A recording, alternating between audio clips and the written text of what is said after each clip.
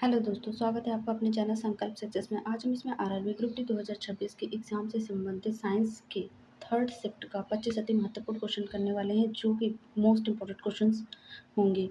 ठीक है, शुरू करने से पहले अगर ये वीडियो पसंद आती है तो आपको चैनल को लाइक करें, शेयर करें और सब्सक्राइब करना ना भूलें। तो चलिए शुरू करते हैं, जिसमें सबसे पहला क्वेश्चन है क्वेश्चन नंबर 1। इसमें कहा गया है कि जब जब एक वस्तु को अवतल दर्पण के सामने 10 सेंटीमीटर की दूरी पर रखा जाता है तो अवतल दर्पण 20 सेंटीमीटर की दूरी पर एक प्रतिबिंब बनाता है। इस दर्पण की फोकस दूरी कितनी होगी? इसका सही आंसर क्या होगा? देखा जाए तो इसके अकॉर्डिंग यहाँ पे जो वस्तु की दूरी दे रखी है वो दे रखी है 10 सेंटीमीटर, यानी कि u बराबर अवतल में दे रखा है तो माइनस में माइनस 10 सेंटीमीटर वस्तु की दूरी। यदि हम मान लें कि प्रतिबिंब क्या होता है, यहाँ पे वर्चुअल है, ठीक है, यानी कि आभासी बनता है, तो दर्पण के पीछे यानी कि प्रतिबिंब की जो दूरी होगी वो दे रखी है यहाँ पर v बराबर प्लस 20 सेंटीमीटर। अब हम इसमें दर्पण का सूत्र रखेंगे। दर्पण का सूत्र होता है 1/f is equal to 1/v plus 1/u। ठीक है, अब इसमें मान रखने पर जैसे ही मान रखते हैं तो 1/f is equal to 1/20 plus 1/-10। अब इसको सॉल्व करने पर सॉल्व जैसे ही करेंगे तो आ जाएगा 1 - 2/20। ठीक, तो आंसर आ जाएगा -1/20। 1/f इज इक्वल टू -1/20 है। ठीक है, तो इसको जैसे ही ऊपर ले जाएंगे यानी कि f बराबर आ जाएगा -20 सेंटीमीटर, यानी कि इसका जो सही आंसर आएगा वो होगा ऑप्शन ए 20 सेंटीमीटर, क्योंकि दर्पण की जो फोकस दूरी है उसका परिणाम क्या है, पॉजिटिव में आया, यानी कि 20 सेंटीमीटर। नेक्स्ट क्वेश्चन है क्वेश्चन नंबर 2। इसमें कहा गया है कि तनु हाइड्रोक्लोरिक अम्ल की सोडियम हाइड्रोजन कार्बोनेट के साथ अभिक्रिया होने पर निम्नलिखित में से कौन सा प्रेक्षण सही है? इसका सही आंसर क्या होगा? देखा जाए तो जब अम्ल किसी भी धातु हाइड्रोजन कार्बोनेट के साथ क्रिया करता है तो नमक, जल और कार्बन डाइऑक्साइड गैस निकलती है। ठीक है, जिसके कारण उसमें जो CO2 होता है वो गैस रंगहीन होता है और जो तीव्र ठीक है, इसमें इसके साथ एक मतलब आवाज़ आती है, ठीक है, जिसको बोलते हैं बुदबुदाहट, जैसे मतलब एक अजीब सी एक नॉर्मल आवाज़ आती है और वो चूने की मतलब जैसे बुलबुली टाइप में, ठीक है, मान सकते हो।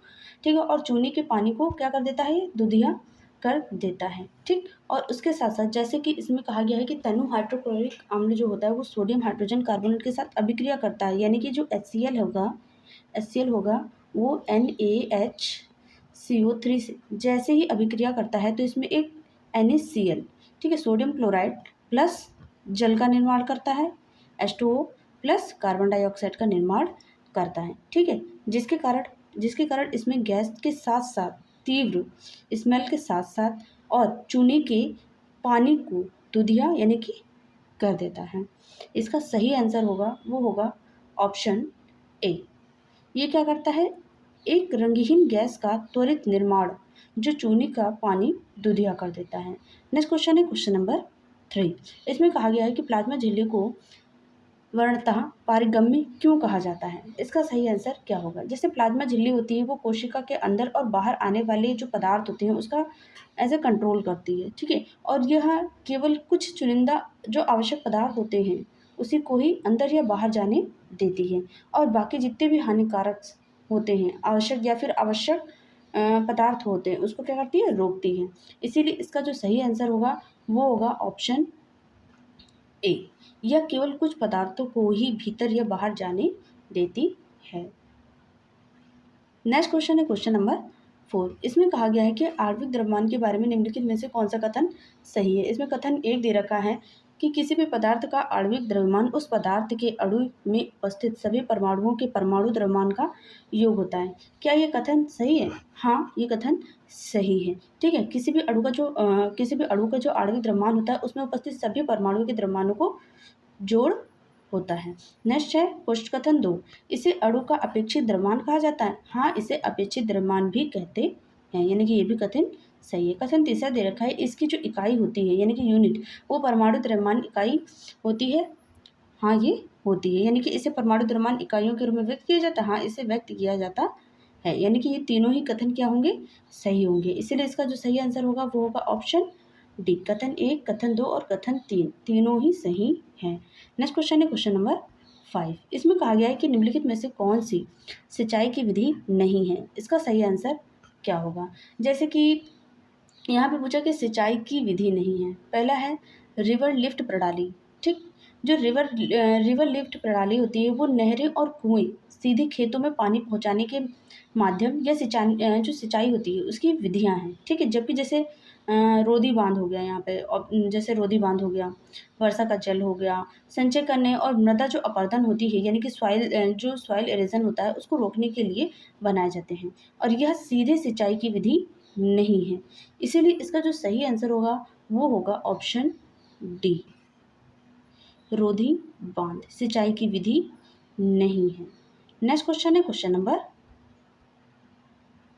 6। इसमें कहा गया कि यदि किसी तरंग की चाल 300 मीटर प्रति सेकंड है और उसकी तरंग दैर्घ्य 0.75 मीटर है तो तरंग की आवृत्ति क्या होगी। यहाँ पे फ्रीक्वेंसी पूछ रखा है।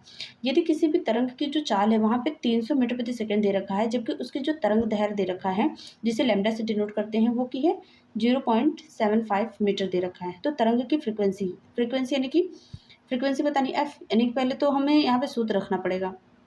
तो वी बराबर क्या होता है, वी इंटू लेमडा, एफ बराबर वी इंटू लेमडा होता है। तो वी बराबर क्या हो जाएगा, एफ बराबर वी अपॉन लेमडा। जैसे इसका मान रख देंगे तो यहाँ पे आ जाएगा इसकी चाल 300 बटे 0.75, यहाँ से 0 पॉइंट हट गया, ऊपर डबल जीरो बढ़ गया। अब इसको हम इसे डिवाइड कर देंगे, ठीक है। पहली चीज़ जैसे ही डिवाइड करेंगे, मान लीजिए इसको 100 इंटू में 100 कर लेते हैं, ठीक है।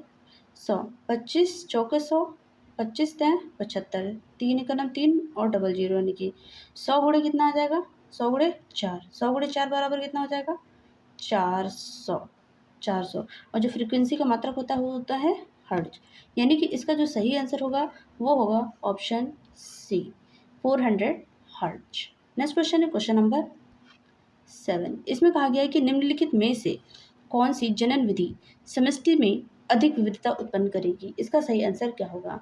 जैसे कि आपने देखा होगा कि जो लैंगिक जनन होता है उसमें दो अलग अलग जनक होते हैं, उसके युग्मक का जो गैमेट्स होते हैं उन लोगों का संलग्न होता है, जिससे जीनों का जो नया संयोजन होता है वो बनता है, जिसके कारण संतति में सबसे अधिक विविधताएं आती हैं यानी कि वेरिएशंस आते हैं। जबकि अलैंगिक जनन की जो विधियाँ होती हैं जैसे कि द्विखंडन, मुकुलन और खंडन में क्लोन बनते हैं, ठीक, जिससे विविधताएं जो होती हैं वो नहीं आती हैं, यानी कि इसका जो सही आंसर होगा वो होगा ऑप्शन ए, लैंगिक जनन, सेक्सुअल रिप्रोडक्शन। नेक्स्ट क्वेश्चन है क्वेश्चन नंबर 8। इसमें कहा गया है कि यदि एक विद्युत बल्ब की रेटेड शक्ति 100 वाट से 110 वाट से 220 वोल्ट है तो बल्ब द्वारा ली गई धारा यानी आई का मान हमें ज्ञात करना है। यहाँ पे दिया गया शक्ति जो यहाँ पे है P बराबर कितना हो जाएगा 110 वाट, यानी कि P बराबर कितना हो जाएगा 110 वाट। जबकि यहाँ पे जो विभवांतर दे रखा है यानी कि वोल्ट में दे रखा है, ये दे रखा है विभवांतर, ये V बराबर 220 वोल्ट दे रखा है। अब हमें धारा का मान निकालना है तो P इज इक्वल टू क्या होता है V into I, P is equal to V into I. अब हमें I का मान निकालना है तो I बराबर क्या हो जाएगा P upon Y, P upon V, ठीक है। यानी कि शक्ति बटे विभवांतर, जैसे ही धारा बराबर शक्ति बटे विभवांतर होगा तो इसका मान यहाँ पे हम रख देंगे 110 बटे 220 वोल्ट, ठीक। जैसे इसको सॉल्व करेंगे तो 0 से 0 कैंसिल, 11 के 9 11, 11 दूनी 22, यानी कि 1/2, यानी कि इसको जैसे सॉल्व करेंगे तो आ जाएगा 0.5, और धारा का क्या होता है मात्रक एम्पियर में, यानी कि 0.5 एम्पियर। इसका जो सही आंसर होगा वो होगा option D, 0.5 ampere. Next question है क्वेश्चन नंबर 9। इसमें कहा गया है कि धातु कार्बोनेट की हाइड्रोक्लोरिक अम्ल के साथ अभिक्रिया से निकलने वाली जो गैस है वो चूने के पानी को दूधिया रंग में बदल देती है। निकलने वाली जो गैस होती है वो क्या है, इसका सही आंसर क्या होगा। जब कोई भी धातु होती है जैसे कार्बोनेट यानी कि सोडियम कार्बोनेट यानी कि Na2CO3 अम्ल के साथ क्रिया करता है तो हमेशा क्या देता है कार्बन डाइऑक्साइड यानी कि CO2 जो होता है वो गैस मुक्त होती है। यही जो गैस होती है वो चूने के पानी यानी कि CaOH का होल ट्वाइस इसके साथ मिलकर कैल्शियम कार्बोनेट यानी कि CaCO3 का एक सफ़ेद अवक्षेप बनाती है, जिससे पानी क्या हो जाता है दूधिया हो जाता है। यानी इसका जो सही आंसर होगा वो होगा ऑप्शन बी, कार्बन डाइऑक्साइड इसमें से क्या करती है गैस निकलती है। ठीक, नेक्स्ट क्वेश्चन है क्वेश्चन नंबर 10। इसमें कहा गया है कि फसलों को उनकी वृद्धि चक्र के दौरान इष्टतम समय पर पानी उपलब्ध कराने से प्रत्यक्ष रूप से कौन सा परिणाम प्राप्त होता है। इसका सही आंसर क्या होगा। देखा जाए तो जैसे फसलों को सही समय पर सही मात्रा में पानी मिलने से उनका पोषण और प्रकाश संश्लेषण सुचारू रूप से होता है। ठीक, जिससे सीधे तौर पर जो फसल होती है उसको पैदावार यानी कि उच्च अपेक्षित जो उपज होती है यानी कि हाई एक्सपेक्टेड यील्ड प्राप्त होती है। यानी कि इसका जो सही आंसर होगा वो होगा ऑप्शन बी, उच्च अपेक्षित उपज यानी कि high expected yield. Next question है क्वेश्चन नंबर 11। इसमें कहा गया है कि निलंबन विलयनों से भिन्न होते हैं, क्यों, ऐसा क्यों होता है निलंबन। यानी कि जो निलंबन होते हैं, सस्पेंशन जिसको बोलते हैं, वो एक विषमांगीय मिश्रण होता है जिसमें विलय के जो कण होते हैं उसका आकार बहुत बड़ा होता है। लगभग मान सकते हैं आप 1000 नैनोमीटर से अधिक होता है।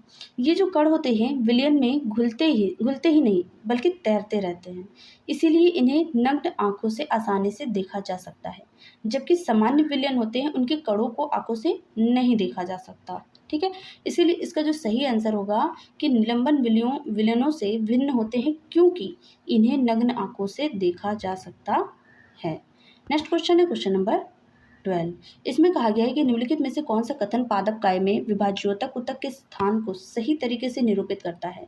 इसका सही आंसर क्या होगा। जैसे कि विभाज्योतक जो ऊतक होते हैं वो पौधों में निरंतर विभाजित होने वाली जो कोशिकाएं होती हैं उसके समूह होते हैं। ये पूरे पौधों में हर जगह नहीं पाए जाते, बल्कि जो पौधे होते हैं उसके कुछ विशिष्ट वृद्धि वाले क्षेत्र जैसे कि जड़ और तने के शीर्ष भागों यानी कि जैसे कि एपिकल मेरिस्टेमिक में ही सीमित होते हैं। यानी कि इसका जो सही आंसर होगा वो होगा ऑप्शन बी, कुछ विशिष्ट क्षेत्रों में ही पाए जाते हैं। नेक्स्ट क्वेश्चन है क्वेश्चन नंबर 13। इसमें कहा गया है कि अत्यधिक व्यायाम के बाद हमें मांसपेशियों में ऐंठन का अनुभव क्यों होता है। इसका सही आंसर क्या होगा। जैसे कि भारी व्यायाम या फिर दौड़ने के दौरान हमारी जो पेशियाँ होती हैं, ठीक है, पेशियों को तेजी से और ऊर्जा की आवश्यकता होती है, लेकिन ऑक्सीजन की आपूर्ति कम हो जाती है। इस स्थिति में हमारा जो पेशीय कोशिकाएं होती हैं, ठीक है, अवायवीय श्वसन के कारण, ठीक, मतलब उसमें ऑक्सीजन पूरी तरीके से नहीं पहुंच पाता है, जिससे अवायवीय श्वसन होती है और जिसके कारण ग्लूकोज पूरी तरीके से ना टूटकर उसमें क्या करता है, लैक्टिक एसिड यानी कि लैक्टिक अम्ल में बदल जाता है और इसे ही लैक्टिक अम्ल के जमा होने से क्या होता है, क्रैम्प्स होते हैं यानी कि ऐंठन होती है। यानी कि इसका जो सही आंसर होगा वो होगा ऑप्शन डी, यानी कि अत्यधिक व्यायाम के बाद हमें पेशियों में ऐंठन का अनुभव इसलिए होता है क्योंकि इसमें लैक्टिक अम्ल के संचयन के कारण होता है। नेक्स्ट क्वेश्चन है क्वेश्चन नंबर 14। इसमें कहा गया है कि निम्नलिखित में से कौन सी विधि पौधों में अलैंगिक प्रजनन का उदाहरण है। इसका सही आंसर क्या होगा। देखा जाए तो जैसे पॉलिनेशन होता है, पॉलिनेशन हो गया, फर्टिलाइजेशन हो गया, यानी कि परागण और जो निषेचन होता है उसमें लैंगिक जनन के कुछ मुख्य भाग हैं। जबकि जो जर्मिनेशन होता है जिसको अंकुरण बोलते हैं, ठीक है, जर्मिनेशन बीज से पौधे बनने की एक प्रक्रिया है। ठीक है, यहाँ पे जो पैरा दे रखा है पॉलिनेशन और जो निषेचन है यानी कि जिसको बोल सकते हैं हम फर्टिलाइजेशन, ये लैंगिक जनन के मुख्य भाग होते हैं। जबकि जो जर्मिनेशन है यानी कि अंकुरण, ये क्या होता है, बीज से पौधे बनने की एक प्रक्रिया है। जबकि यहाँ पे दे रखा है वेजिटेटिव प्रोपोगेशन यानी कि वनस्पति प्रवर्धन, इसमें क्या होता है, वह अलैंगिक विधि है जिसमें पौधे की किसी भी जो कायिक भाग जैसे कि तना, जड़ या पत्ती से नया पौधा तैयार किया जाता है, जैसे गुलाब की कलम लगाना। ठीक है, ये क्या है, जर्मिनेशन है। ठीक, तो एक तरीके से देखा जाए जर्मिनेशन नहीं, सॉरी, एक वनस्पति प्रवर्धन यानी कि एक पार्ट से दूसरे पार्ट का निर्माण करना। इसलिए इसका जो सही आंसर होगा वो होगा ऑप्शन डी, यानी कि वनस्पति प्रवर्धन। नेक्स्ट क्वेश्चन है क्वेश्चन नंबर 15।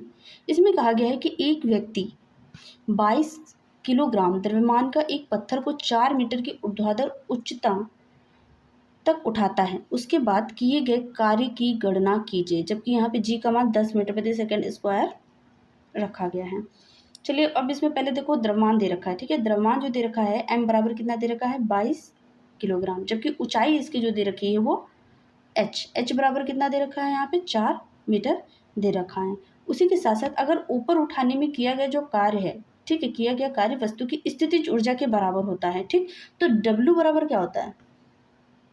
W बराबर mgh, ठीक है, mgh होता है। अब हम जैसे ही W बराबर द्रव्यमान यानी कि 22 गुणे जी का मान पहले से दे रखा है 10 गुणे h का मान दे रखा है 4, इसको क्या कर देंगे? मल्टीप्लाई कर देंगे। जैसे ही मल्टीप्लाई करेंगे तो आ जाएगा यहाँ पे 880 जूल, ठीक। कार्य का मतलब क्या होता है? जूल होता है। इसीलिए इसका जो सही आंसर होगा वो होगा ऑप्शन डी, यानी कि 880 जूल। नेक्स्ट क्वेश्चन है क्वेश्चन नंबर 16। इसमें कहा गया कि 2 कार्बन परमाणुओं और एक हाइड्रोक्सिल यानी कि OH, ये प्रक्रियात्मक समूह वाले कार्बनिक यौगिक का IUPAC नाम क्या होगा?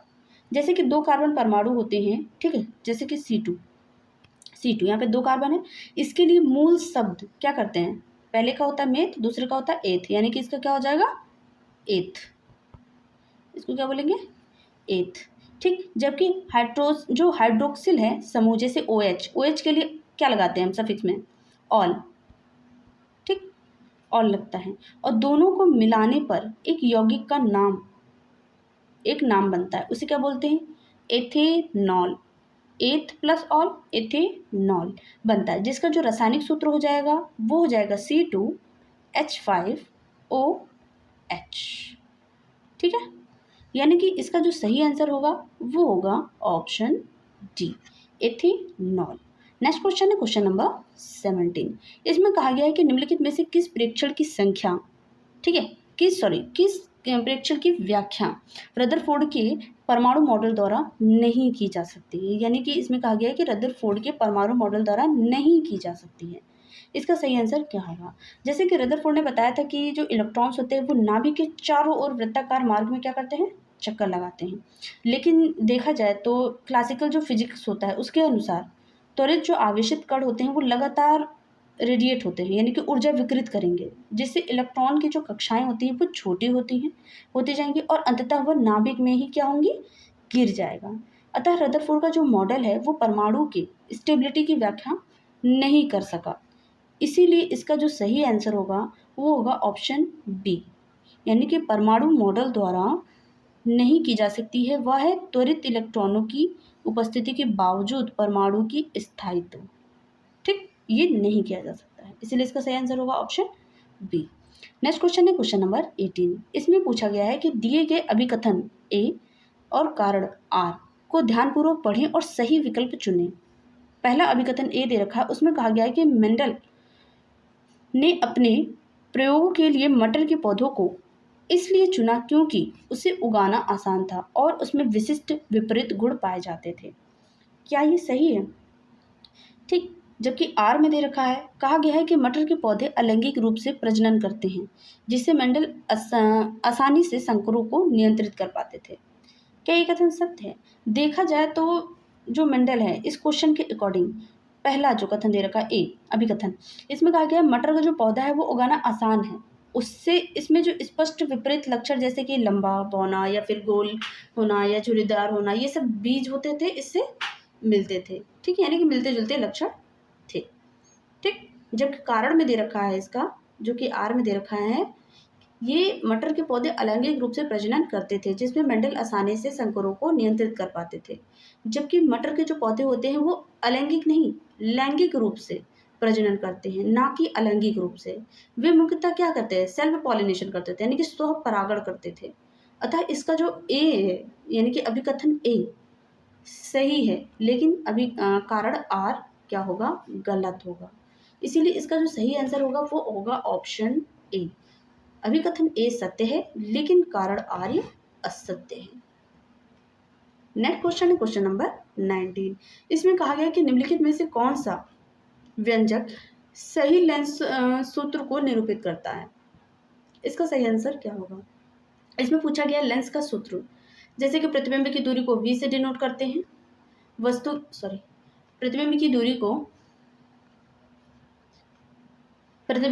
को v से डिनोट करते हैं, वस्तु की दूरी को u से डिनोट करते हैं, जबकि फोकस की जो दूरी होती है उसे f से डिनोट करते हैं, ठीक है। अगर इसको लेंस के सूत्र के अकॉर्डिंग देखा जाए ठीक, तो 1/v is equal, sorry 1/v आ जाएगा यहाँ पे, और minus 1/u is equal to हो जाएगा 1/f। ठीक, यानी कि इसका जो सही आंसर होगा वो होगा option C, 1/v minus 1/u is equal to 1/f। जबकि वहीं दर्पण का जो सूत्र होता है तो 1/f is equal to 1/v plus 1/u होता है, जबकि अपोजिट देखा जाए तो लेंस में माइनस आता है। नेक्स्ट क्वेश्चन है क्वेश्चन नंबर 20। इसमें कहा गया है कि जब वायु रोधी जो डॉट वाली एक खाली प्लास्टिक की जो बोतल होती है, बोतल को जल से भरी बाल्टी में गहराई तक धकेला जाता है तो अधोमुखी यानी कि धक्के के डाउनवर्ड पुश एक प्रतिरोध करने वाला वर्तमान ऊर्ध्वगामी बल क्या कहलाता है? उसका सही आंसर क्या होगा? जब किसी भी वस्तु को किसी द्रव में डुबोया जाता है तो द्रव द्वारा उस वस्तु पर ऊपर की ओर एक बल लगाया जाता है जो वस्तु को ऊपर ढकेलता है, जबकि इस बल को क्या कहते हैं? उत्प्लावन बल कहते हैं। ठीक, यानी इसका जो सही आंसर होगा वो होगा ऑप्शन बी, उत्प्लावन बल। नेक्स्ट क्वेश्चन है क्वेश्चन नंबर 21। इसमें कहा गया है कि एलिफैटिक कार्बन यौगिक होते हैं, उससे बनने वाले आबंध की प्रकृति कैसी होती है? इसका सही आंसर क्या होगा? जो कार्बन की जो संयोजकता होती है वो क्या होती है? 4। ठीक, क्योंकि इसमें ये 6 नंबर पे होता है कार्बन, जिसमें 2, 4 होता है। 4 या तो ये ले ले या 4 ये तो दे दे, इसीलिए इसकी जो संयोजकता होती है क्या होती है? 4 है।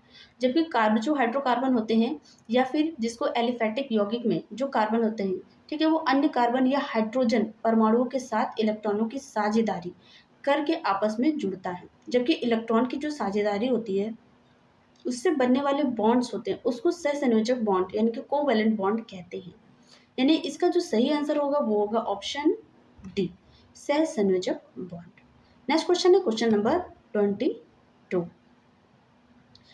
दोस्तों अगर ये वीडियो पसंद आ रही हो तो इस चैनल को लाइक करें, शेयर करें और सब्सक्राइब करना ना भूलें। इसमें क्वेश्चन नंबर 22 में कहा गया है कि जैसे कि 10 मीटर प्रति सेकंड की चाल से चलती हुई 1000 किलोग्राम की एक कार को एक स्थिर ब्रेकिंग बल द्वारा 5 सेकंड में विरामावस्था में लाया जाता है तो बल का परिमाण क्या है? इसका सही आंसर क्या होगा?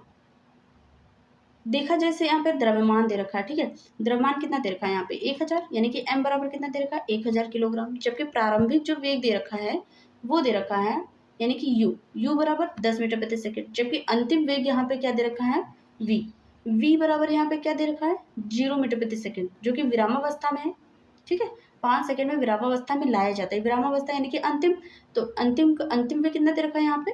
0 मीटर प्रति सेकंड। जबकि यहाँ पे समय दे रखा है t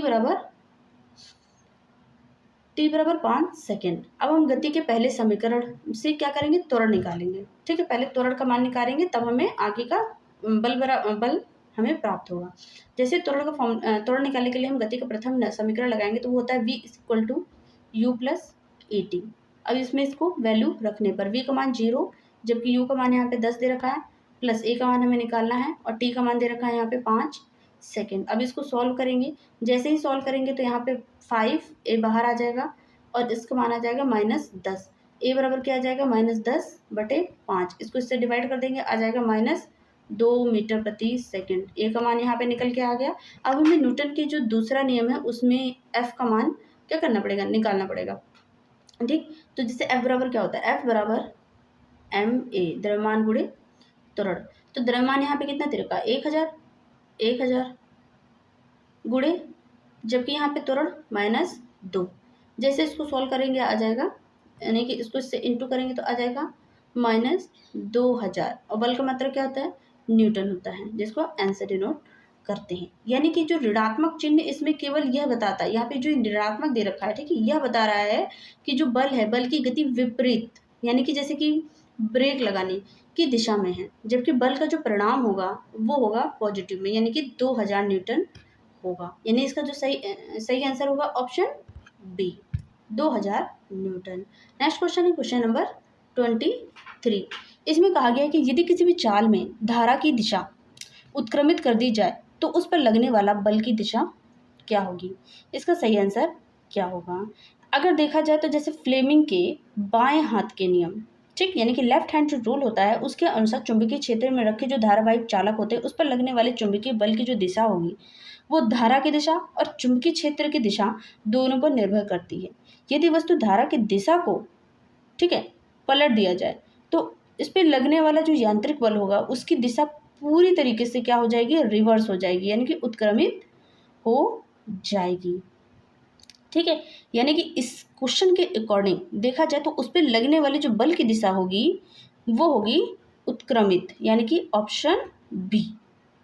नेक्स्ट क्वेश्चन है क्वेश्चन नंबर 24। इसमें कहा गया है कि यदि कोई वस्तु बिंदु ए से बिंदु बी तक यानी कि 50 मीटर पूर्व तक जाती है और 10 सेकंड में बिंदु ए पर वापस आती है तो उसका औसत वेग बताना है। औसत वेग हमें ज्ञात करना है। देखा जाए तो जैसे विस्थापन होता है, विस्थापन जैसे यहाँ पे विस्थापन है, ठीक है, अगर कोई डिस्प्लेसमेंट हो रहा है, जैसे वस्तु है, वस्तु बिंदु ए से चलकर बिंदु वापस उसी बिंदु ए पर आ गई है, यानी कि बिंदु ए से गई फिर बिंदु ए पर वापस आ गई, इसीलिए उसकी जो प्रारंभिक और अंतिम स्थिति के बीच क्या है? एक न्यूनतम दूरी, यानी कि जो विस्थापन हुआ है वो शून्य हुआ है। ठीक, इसके अकॉर्डिंग देखा जाए तो यहाँ पर वैल्यू रखेंगे, ठीक है, total displacement upon total time यानी कि 10 सेकेंड। ठीक, तो जैसे ही हम इसका वेग निकालेंगे यानी कि औसत वेग निकालेंगे तो इसको इससे जैसे ही डिवाइड करेंगे तो हमारा कितना आ जाएगा? 0 मीटर प्रति सेकेंड। ठीक, यानी इसका जो सही आंसर होगा वो होगा ऑप्शन डी, 0 मीटर प्रति सेकेंड। नेक्स्ट क्वेश्चन है क्वेश्चन नंबर 25। इसमें कहा गया है कि डिटर्जेंट निम्नलिखित में से किसमें कार्य कर सकते हैं। ठीक है, डिटर्जेंट जैसे कि डिटर्जेंट यानी कि साबुन, जैसे साधारण साबुन होते हैं वो क्या करते हैं? कठोर जल में यानी कि हार्ड वाटर में मौजूद जो कैल्शियम होते हैं और मैग्नीशियम आयनों के साथ क्रिया कर एक क्या करते हैं? अघुलनशील गाढ़ा पदार्थ जैसे कि दही जैसा पदार्थ क्या करते हैं? यानी कि पदार्थ बना लेते हैं और इसमें क्या करता है? झाग नहीं देते।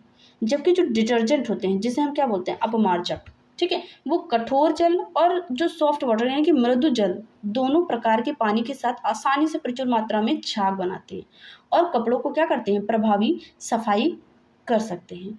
इसीलिए इसका जो डिटर्जेंट होता है वो किस कार्य मतलब कैसे कार्य कर सकते हैं? वो कर सकते हैं कठोर और मृदु जल दोनों पर, जबकि जैसे साबुन होता है, जैसे साधारण साबुन, ये नहीं कर सकते। ठीक, इसीलिए इसका जो सही आंसर होगा वो होगा ऑप्शन ए, कठोर और मृदु जल दोनों पे डिटर्जेंट कार्य कर सकते हैं। ठीक है, ये रहे 25 अति महत्वपूर्ण प्रश्न जो कि साइंस के हैं। अगर आपको ये वीडियो पसंद आई हो तो इस चैनल को लाइक करें, शेयर करें और सब्सक्राइब करना ना भूलें ताकि ऐसे ही वीडियो आपके पास पहुंचती रहे, और बेल आइकन पे जरूर क्लिक करें। Thank you for watching this series and जय हिंद।